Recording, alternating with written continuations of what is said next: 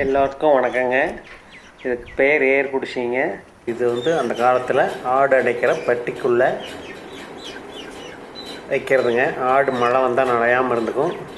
ஆட்டுக்கு காவலாக நாய் கட்டியிருப்போம். நாயும் அதில் அடியில் நனையாமல் நின்றுக்கும். நாங்களும் காவலுக்கு போய் படுத்துக்கிறோங்க. அதுக்கு மேலே கட்டில் இருக்கும். அந்த கட்டிலில் படுத்துக்குவோம். நரி போன்ற விலங்குகளிடமிருந்து பாதுகாப்புக்காக அடுத்த நாள் காலையில் பட்டியை வேறு இடத்துக்கு மாற்றி வைப்போம். அப்போ இதையும் தூக்கி அடுத்த இடத்துல அந்த பட்டிக்குள்ளே வச்சுருவோம். அடுத்த நாள் வேறு இடத்துல அடைப்போம். இப்படியே மாறி மாறி அடைச்சிக்கிட்டே இருப்போம்.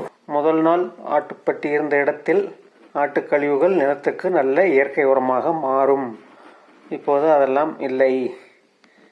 எங்கள் ஐயா காலத்துக்கு அப்புறம் ஆடெல்லாம் இல்லைங்க, விற்றுப்பிட்டோம். அவர் ஞாபகார்த்தமாக இந்த ஏர் குடிசையை பத்திரமா வச்சுருக்கோங்கிறதுக்காக பாதுகாப்பாக வச்சுருக்குறோம். இதுக்கு உள்ளே கீற்று போட்டு மேய்ஞ்சு அதுக்கு மேலே கீற்று நனைஞ்சு இத்து போயிடாமல் இருக்கிறதுக்காக மேலே தார்பாய் போட்டு கவர் பண்ணி அதை நினைவு சின்னமாக வச்சுருக்குறேங்க.